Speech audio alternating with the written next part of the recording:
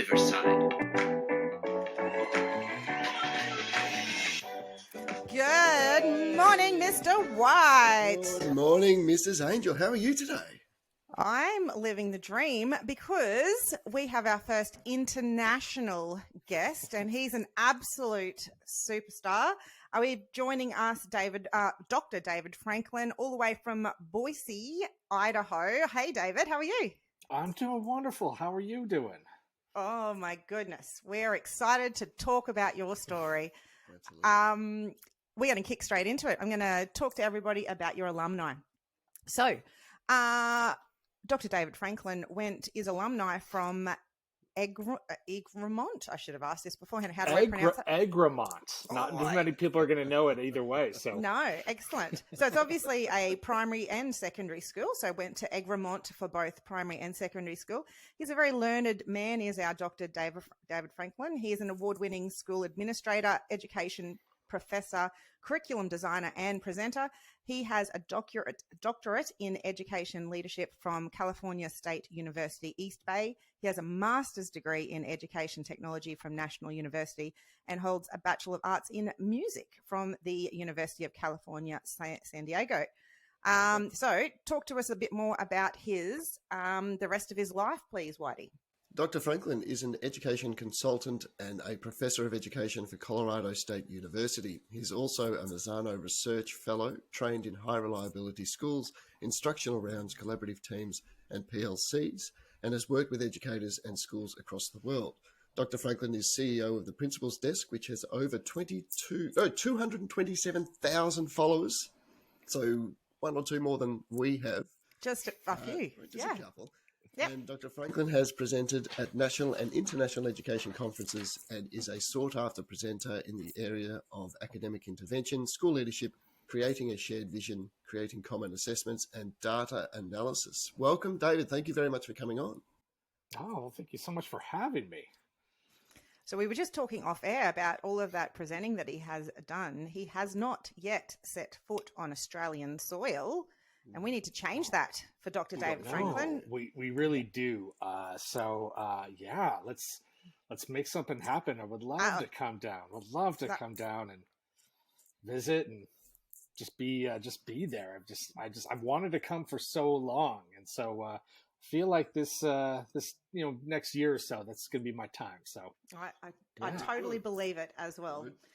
So our podcast is all about celebrating the teaching profession and trying to attract more people to the teaching profession and really celebrating the massive impact that a great teacher can have.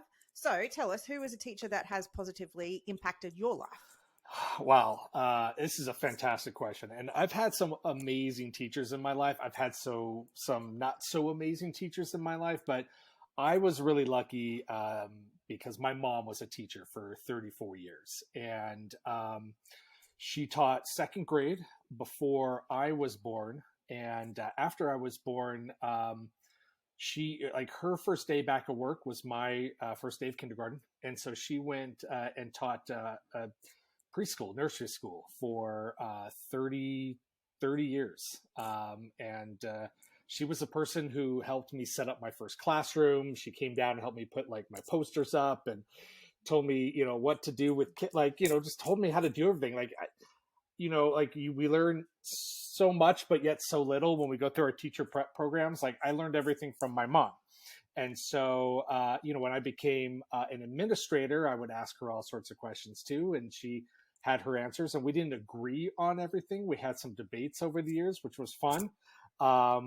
But I always lost those because she would say, well, I've been doing this a lot longer than you have. And I I couldn't really say anything to that. That's a trump card, isn't it? It really is. I had nothing. She had 30 years of experience on me. So,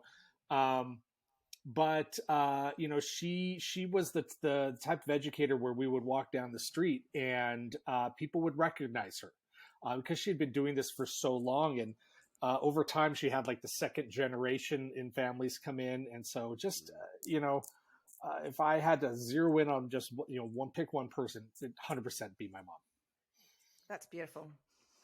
And so tell me when did you were a primary school teacher first? Yes. Is that right? So, yes. Mm-hmm, yep. And then And so tell us your career path. Yeah. So I was a substitute teacher for a year, which I recommend anyone who's listening to this, if you're not yet in the field, you don't have a full-time job, get out there and be a substitute teacher, because you'll see and experience everything in education.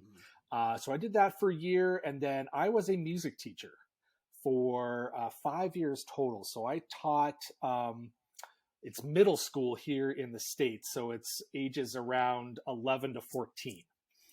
And so I taught middle school music for 5 years, and then I just started to apply for assistant principal jobs after I received my certification, and I got one so I was living in San Diego in California, at the southern end of the state, and I got a job in Northern California near San Francisco, and so we moved up there, and I was assistant principal for 1 year. And then my principal took a promotion, and I got thrown into the principal seat after 1 year of being an assistant principal and 5 years teaching.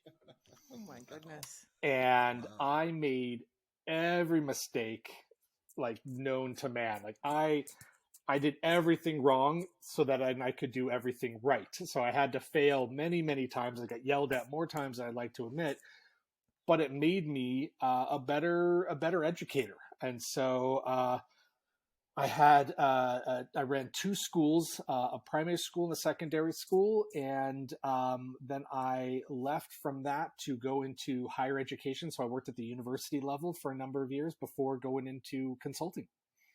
Excellent. And I've had the pleasure of getting to work with schools across the country and really across the world, and just talking to some great educators and continuing to learn myself, which is the selfish part of the job, is that I continue to learn from everybody else. Everyone thinks that they're going to learn all these things maybe from me, but I end up probably learning more than anybody. So it's been a wonderful journey so far.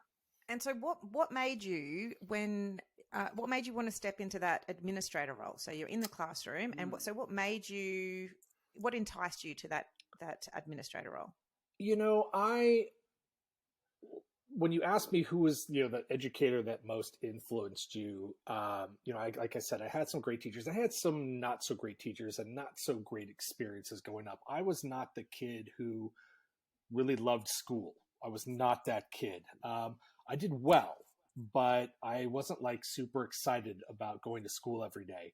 And when I became a teacher, I saw a path for me where, I could make the overall education experience for kids who were like me, who weren't super into school, just that much better. And so I also felt like I knew how to make strong connections with kids and families, and that was missing in a lot of the classrooms that I had seen. And so, I was also, kind of told by some folks who I worked with, including my principal, like, hey, this is something you should really look into doing.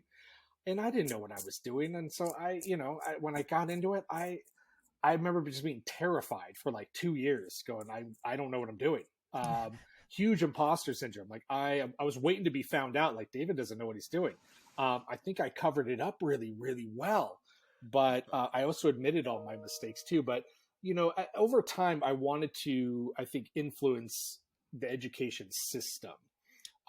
Here, in the States where I live, there's a lot of issues. And I know there's a lot of issues kind of everywhere, because education is education. And so if I can make it just a tiny, tiny, tiny bit better for some people, then it's worth it. And I think when I had my own children, it became a lot about like, I want to influence the school systems that they are growing up into, so that they don't have to repeat some of the things that I had to, that I wish I could erase from my memory.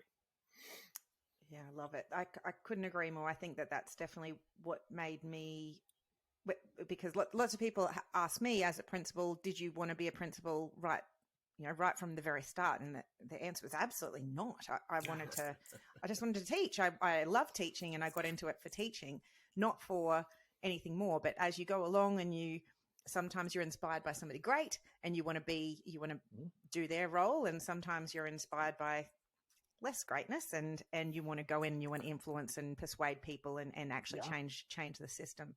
So that's great. That's beautiful. I mean, I was happy being a music teacher, and I would do it again in a heartbeat. I loved it. Music it was my life before I became a teacher. Yeah, I mean, here I found myself in that role. So Yeah, that's amazing. I really like that you mentioned that you were particularly good at creating relationships, and that sort of thing. And then you saw a shortcoming of that in leadership, so you stepped into it.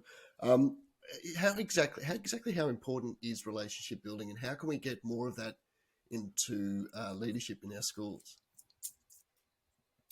I think it's just about everything, Mm. and you can go back to all the research that, states that kids, won't learn teacher they don't like. And, I've heard a lot of teachers say, I'm not here to be their friend, well, no, you're not.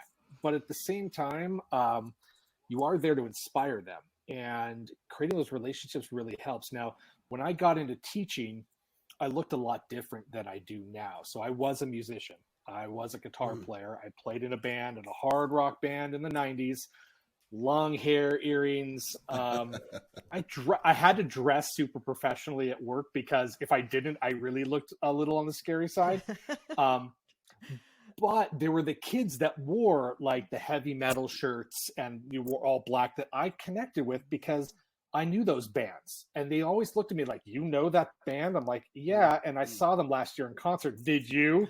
And of course they didn't, because they were 12. And so I continued that in, when I was a teacher and then an administrator as well. And just, music was my in with kids, but I also used just pop culture in general, movies, just things that were happening in the world, sports. And that's how you become more human to kids. Like there's a lot of funny graphics about, when you are a kid and you run into your teacher outside of school, like at a restaurant or somewhere else. And it's like this weird, like the universe is going to explode. Like that shouldn't happen. Don't you live in your classroom? But showing them that we are real people, just it helped me immensely. And then they would go home and the kids would tell their parents about Mr. Franklin saw, Metallica in concert over the weekend, and they'd be talking about their principal to their parents, which never happens unless something bad happened. And so, I use that to my advantage, but I think relationships is everything. It's and often forgotten about, because we're trying to, let's talk about instruction. Let's talk about pedagogy. Sure. But again, the kid doesn't like you. I don't care what, instructional program you're using. It's going to fall flat. So true. Yeah, I find it really, really challenging because I'm the same. I want to show students that I'm a real human being as well. And I like stuff outside of school, but I'm finding it really challenging to keep up with pop culture at the moment. Like I keep dropping Simpsons gags and they don't get it. And it's blows my mind, because how do you not get that? But, it's really hard for me to keep catching up with, all the stuff that they're into now.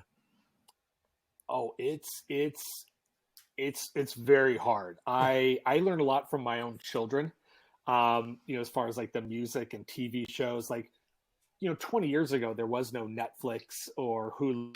Yeah. So you knew all the TV shows, That's right. Now my kids are watching things. I'm like, what is that? I've never heard of it. And so, with schools that I work with, I still will throw out things, I keep up enough where I'm okay. And I know just enough pop culture, just enough sports where I can hang on to a conversation the best I can. But I'll be honest, I have not used the Simpsons line in a long time. Did you write that down, Whitey? Because maybe just eliminate that one from your repertoire. But I have so many Simpsons gags. I mean, I probably used a lot of them a while ago, but give them another 10 years and you'll become cool again when it'll be retro and cool to watch old reruns, but you're just a little tiny bit out of touch right now. But as we were talking about before, also Mr. White is also utterly exhausted with his 6, 3 and 1 year old, so he's just lucky to be awake right now. Actually, I am across Teen Titans and I am across the Wiggles, and a few other things. Hey Dougie's great, but that's not so big with the bigger kids. No. And you only work with grade year 7s to year 12, so I don't know. If they're watching Hey Dougie, I think it's a different conversation. I don't think they should be in your senior English class. It's a Maybe they cartoon need for to. 3-year-olds for those who are not familiar, but yes. Yes. So, David, I came across your Facebook group, the Principal's Desk, and I know that you do a lot more than the Principal's Desk, but on a professional and personal level, I've found the Principal Desk to be an enormous network of principals from around the world who are having very similar difficulties to me. So like you said before, there's lots of difficulties in American education right now. It's just education in general, definitely, I believe. And when I looked just before, 227,000 followers on the Principal's Desk. How did this come to be? How did the Principal's Desk start? Yeah. So I had just left being a school principal, and I was at the university teaching, and I started to write a little bit and blog, and I wasn't terribly happy with like the places that I could post. Like they weren't getting a lot of views, or there were all these rules associated with these sites. And so I just decided to make my own Facebook group and post in there. And that was the Principal's Desk. And I remember creating it like on Facebook, like not really knowing what to do. Like, how do I create a group? Like, I'm not like I'm technologically savvy, but not social media and like that stuff was not, not necessarily my thing. So I created this group, 2016. Mm-hmm. And so I wasn't on Facebook before that because as a principal, I just wanted to stay away from personal social media. I wasn't on it, but like literally I changed jobs and I got on social media. And so I created this group and I invited just people that I knew personally to the group, just like, hey, I'm writing these things, come check it out, whatever, or don't, like, whatever. And, people started to join it, which I always thought was really funny. I was like, why are you here? Like, that's so weird. So I, was letting some folks in. I remember I hit like 1,000 people and I was like, wow, like this is insane. Like, like this is just, it was weird. And so I kept doing it. And then all of a sudden, and I just saw the graphic, the 25,000 marker. And I remember I turned to my wife, like this, I could not imagine this, like, and it took a while to hit 25,000. It took like 5 years. I mean, it took a while. And I would say about 2 years ago, it just blew up. And I don't know why. But it started to get about 1,000 requests a day to join. And, it was just me approving people. And then I would like call over to my wife to like, can you help me like approve people? So there's 2 admin on the site. It's me and my wife who do this. And so for 227,000 people. Yes. And so, and I get a lot of requests all the time to add, I'll help you out, dude. And it's like, we keep it kind of close to the vest a little bit, so that, it stays the same. But, we let in, it's probably, wow, I mean, a couple thousand a week. Like it's crazy. We have about 80,000 views a day. When I look at the analytics, and it really is this global thing now. We have 190 countries, represented, which, the only countries we don't hit, a bunch of those don't allow Facebook in the country. And so it's one of those things where it's like, but we have some countries represented that, I'll be honest, I had not heard of before. I was not familiar with them, but yet there's educators there that, look at the site. And, when I go and I do consulting, for whatever work I'm doing, I'll mention it. Or if I'm at a conference, I'll mention it. And there's always someone who will raise their hand and be like, I know what that is. Like I'm in that group. And it's, again, like I didn't set out to do anything like that. It just kind of happened. And the fact that so many people use it, but so many people like have found it to be very helpful for them has been wonderful to hear. And that's the feedback that I get a lot, is that it's, it's a place where you can go to get ideas or to get feedback on something before implementing it at your school, and great way to network. And hey, it's been a journey. It's been fun. So initially you just thought, I've been a principal, I've got some things that I want to talk about and I want to put out to the world, that I want to contribute.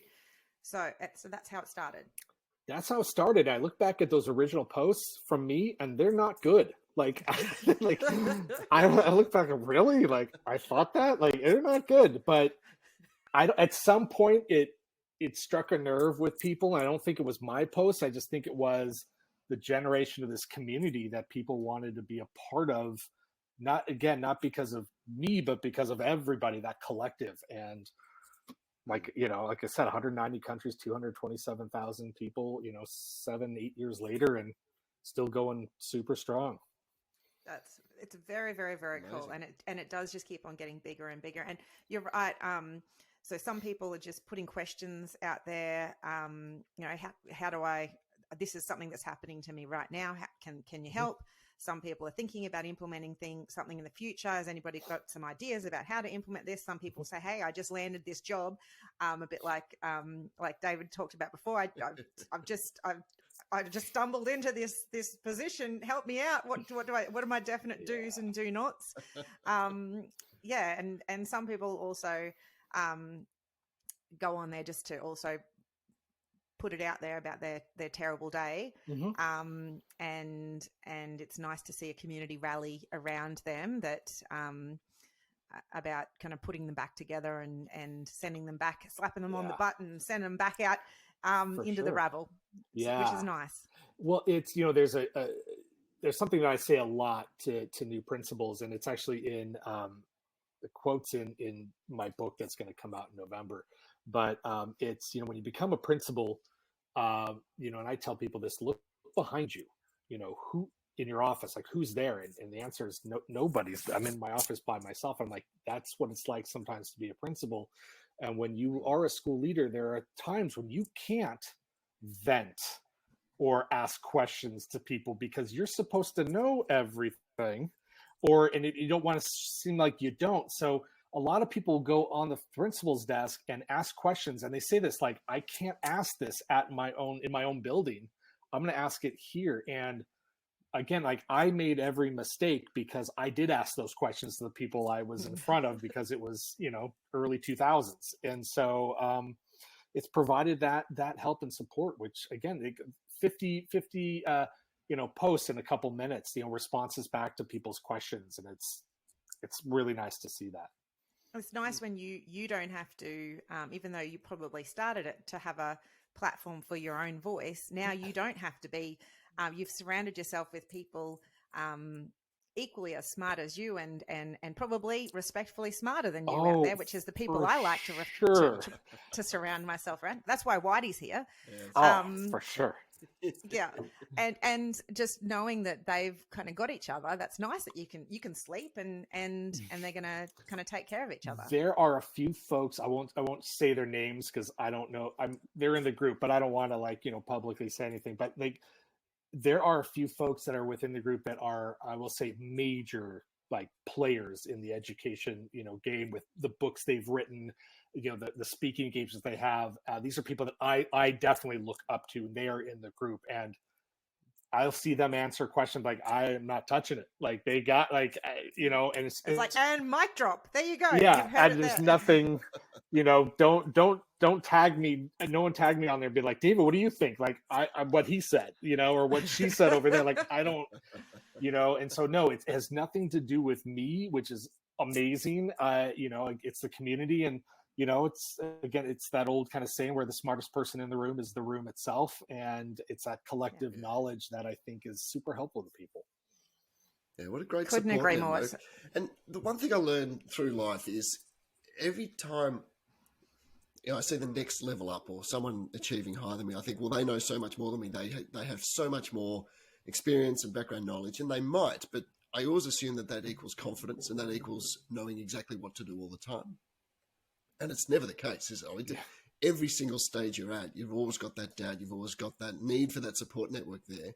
And what I wanted to ask you, David, was a lot of the time we see our leaders asking, how can we support the staff? How can we support the teachers? I want to know, how can the teachers and other staff support the leaders? That's a great question, because you're absolutely right. Like there's this sense that, leaders, we know everything and we're confident and we don't go back and we don't get emotional in our offices and we don't drive home angry, which I did many, many, many times. I didn't want anyone to see it, but I drove home mad. And, I would say it's that open communication and respect. And it's mutual. And I worked with so many amazing teachers over the years, but there were some that just purposely wanted to butt heads with me every single day, and they were very difficult to work with. Keeping that line of communication open, super important, but also, always recognizing that there's positive intent with educators. I don't think any of us got into education to be horrible people to others. We got here, kind of all for the same reasons. We wanted to make a positive impact on the lives of the children. I didn't become a principal because I wanted to make my teachers' lives miserable and be that stick in the mud. That's not what I wanted. I wanted to help children just like my teachers do. So making sure you have that shared kind of, momentum moving forward, that shared respect for each other. And my job, I always felt that my job as principal was to support my teachers 100%, because they're the ones with the kids.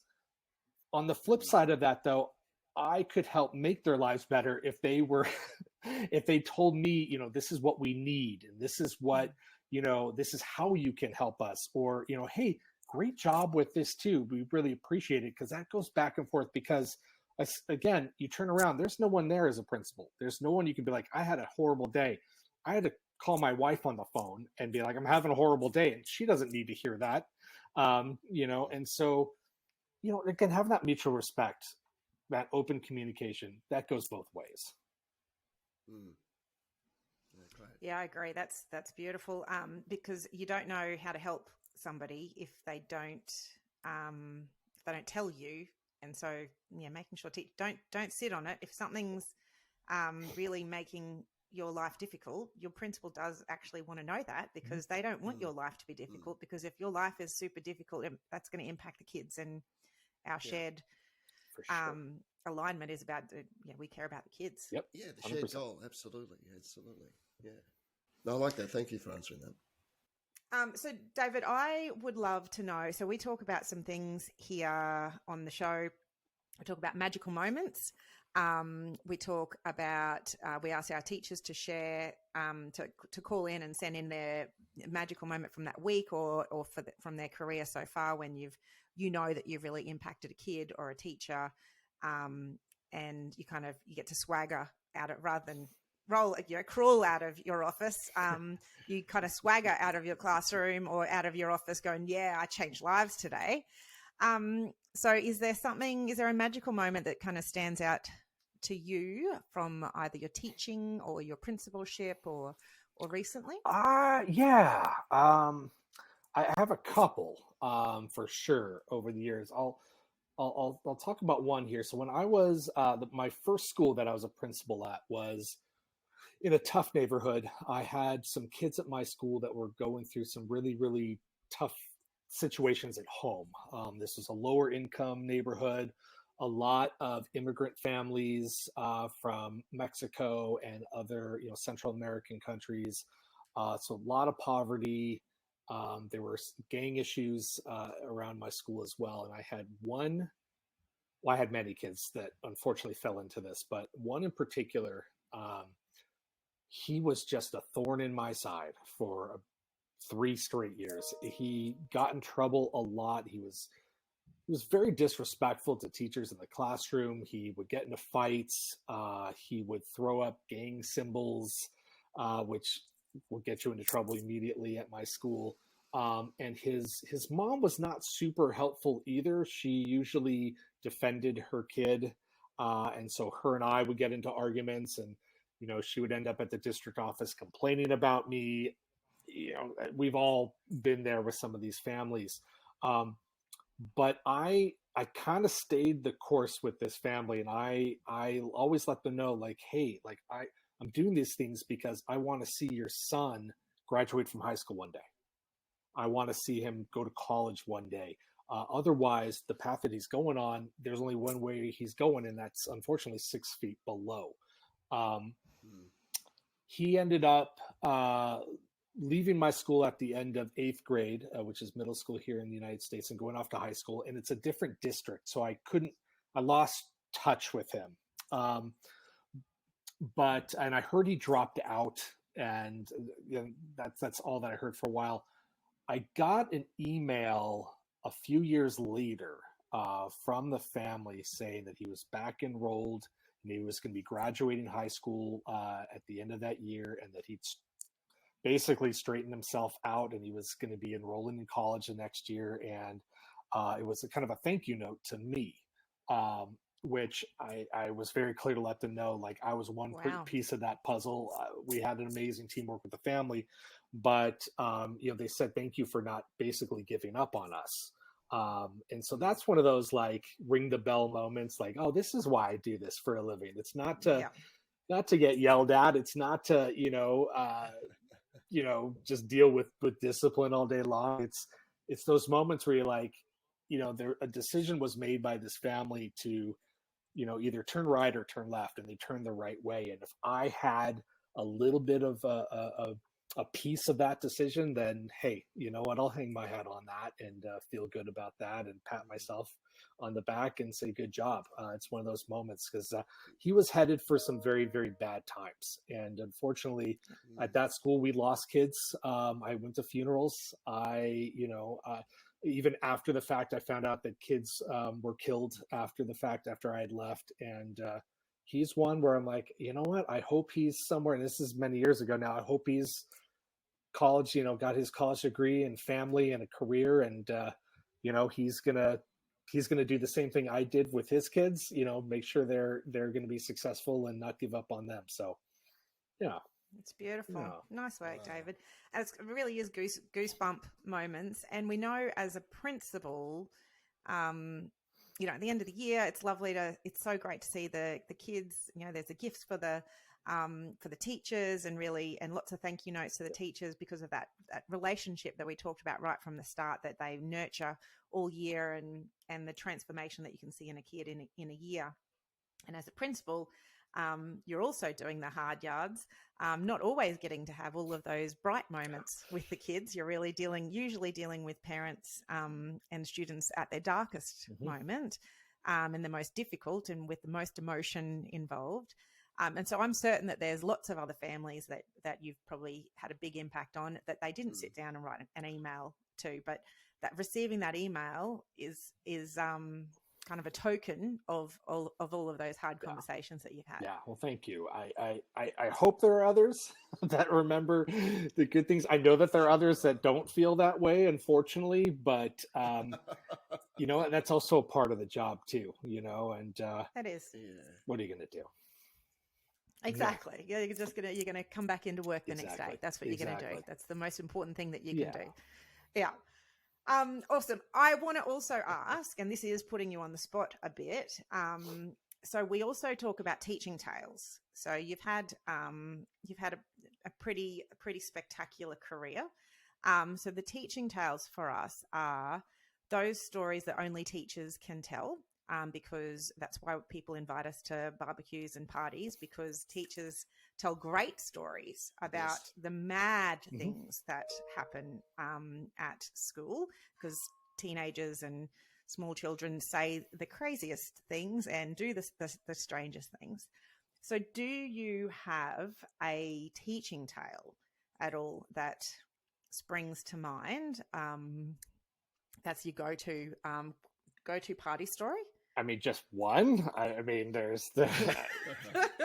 Actually, your book that's releasing in November, is it just a book full of teaching tales? I have actually considered that, because, I mean, it's funny you said, like, this is why we get invited to, like, parties. Like, I used to tell these stories at parties. And I've been friends with, police officers and, people with like exciting jobs, but yet my stories, for some reason, like people were most interested in. Same school. I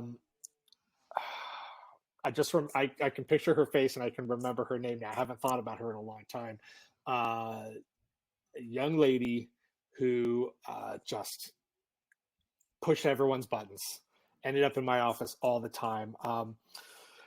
At that moment when I was at that school, cell phones had just become getting like cheaper. And so we did have some kids that did have cell phones on campus. And we had a very strict cell phone policy. Like you can keep them in your bag, but they have to be turned off. And then you can turn them on at the end of the day when you're, leaving.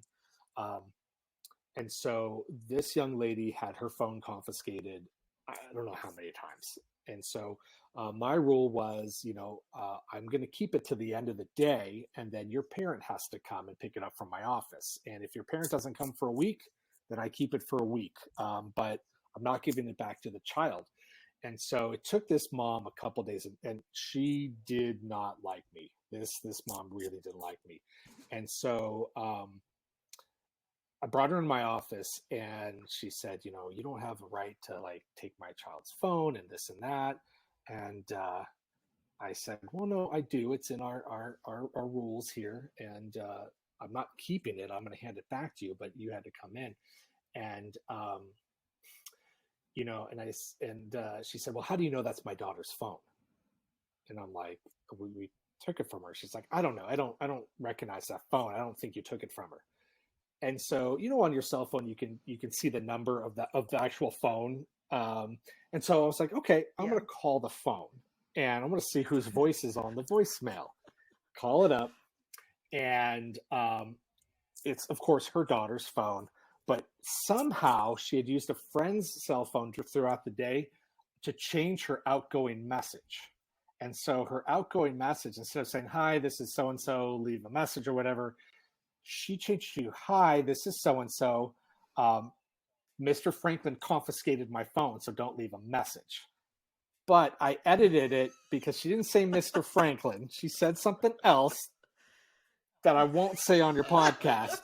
Does it also start it also with starts with F? And so I had it on speakerphone for the mom, and I kid you not, was like, that's not my daughter's voice. And I'm gosh. I'm looking at her going, are you kidding me right now? Like, and it was like, and I think my assistant principal was also in the office, and we were trying not to laugh because it was the most ludicrous thing like I'd ever like experienced before. Like, you said it wasn't your daughter's phone, and now you're saying that's not her voice. Like, that's crazy. And so that was a good one. I did, of course, give the phone back because I have no reason to keep it, but it was just funny. And I was like, and I think I kept a recording of her outgoing message for a while just because I thought it was hilarious, and it just was one of those things. I was like, I cannot believe not only did the kid do that, but then the mom didn't. Like, no, I'm going to die on this hill. She was going to die on the hill. And I'm like, there's one thing that like people know in this world, like it's your kid's voice. Like, what, I could hear 1,000 voices and I could zero in on my kids. Like, you're telling me that's not your kid's voice. Like, it was hilarious. It was hilarious. Yep. It's good. That's really, really good. It can be chapter. I know. There's a lot of material there. A lot of material. There is real. That's we need to somehow pull all of those amazing stories. Like, who wouldn't want to be a teacher when you can read all of those? This is going to happen. Yeah, these are things you'll deal with for sure. One of the awesome contributors to the Principal's Desk, John McDonald, he wrote a story on the Principal's Desk, and I contacted him and asked him if I could use it on our podcast about some 8th graders who found themselves in front of him with handcuffs on. So he was quite the teaching tale as well. Yes, classic story, very good. And he writes beautifully, doesn't he? He writes quite the story. He could edit the book for us. That's a good idea. Yeah, there you go. You're writing this down, Whitey? Like, get this. Yeah. All All right. Well, we could talk all day, and I would love to.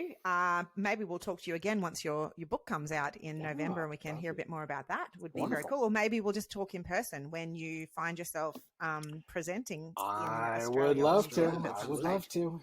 This year. Let's make that dream come true. Yep. So before we let you go, though, we want to play a game with you. Is that okay? We would like to play the alphabet game with you. You're going to play against Mr. White. Are we willing to take on the challenge? I like games. I don't know if I'm up to the task, but I'm going to give it my best. All right. Well, you stretch. I'll play the intro, and then we'll get this done. Play a free game. All right. So the alphabet game is when I will ask you to name something in a category, and then I will give you a letter. You need to call out an answer that corresponds with that letter. For example, name a chocolate bar starting with C, and then you would go. Then Mr. White would get that. It's okay. That is always the practice question there. So we expected him to have the jump on you then. All right. No, you shouldn't. You shouldn't. All right, here we go. You should go into this with a fair bit of confidence. I haven't. You really should. No. All right. Name something found in a school locker starting with L. Library book. Oh. Boom. Better than the one I was Dr. Franklin. Dr. Franklin is up. Oh, early lead. Best of 3, by the way. It's best of 3, is that right? It is best of 3. It is. Okay, nice work. Okay. All right. Good start. Well score check 1-0. Thank you. To the doctor. Yes, we don't need a score check. We've only just had one question. Excellent. Okay. Name a school in Boise, Idaho, starting with H. Heritage Park. Oh. That was loaded. I mean, you don't reckon that was a loaded question? Come on. I mean, okay, all right. If Will was able to get that one, I would have just left because that would have been the most amazing answer in the world. It really would have been, and frankly, he could have said anything because I also could have said anything too. I'm going to assume that you're not a man that would lie to me.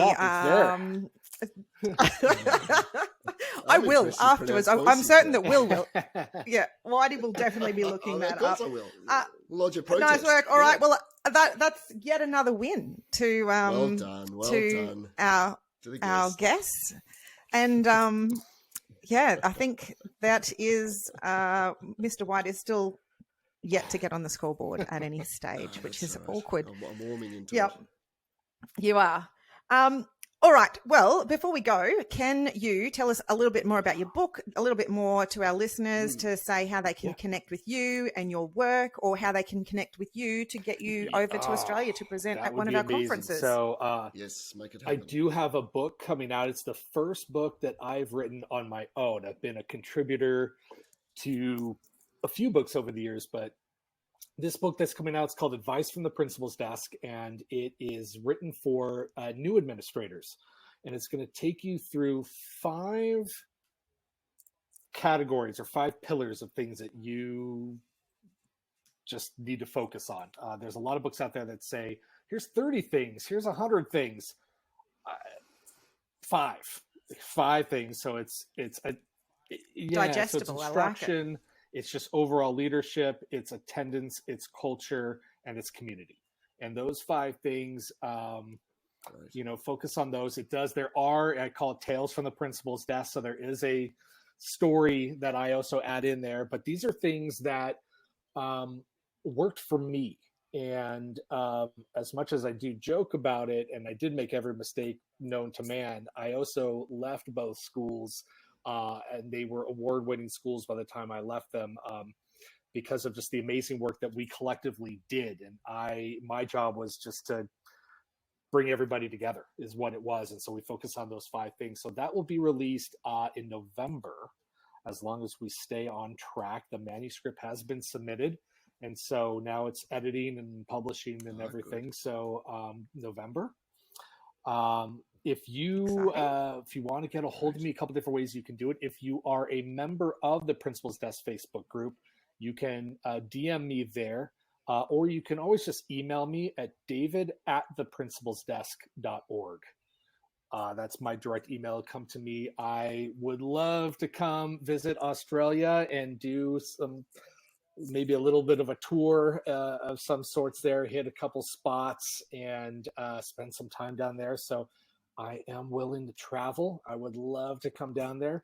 If me coming down isn't in the cards, I also do things virtually as well. So reach out if there's anything that I can do for you. Also, just visit principalsdesk.org. That is my website, and that gives you a lot more information about professional development and other things that I do. Awesome. Wonderful. That sounds great. And obviously, if you find yourself in Brisbane or Melbourne, then obviously we will chaperone you and your gorgeous family around and show you all of the great sites. Absolutely. So how can listeners get in contact with us? So we have our email address, teacherschangelivespodcast@gmail.com. We also have our Facebook site and our Instagram sites, Teachers Change Lives Podcast. We are wanting people to send some things through to us, don't we, Whitey? What do we want from people? Yes. We want our magical moments. We want teaching tales. Send them in, please. We love them all.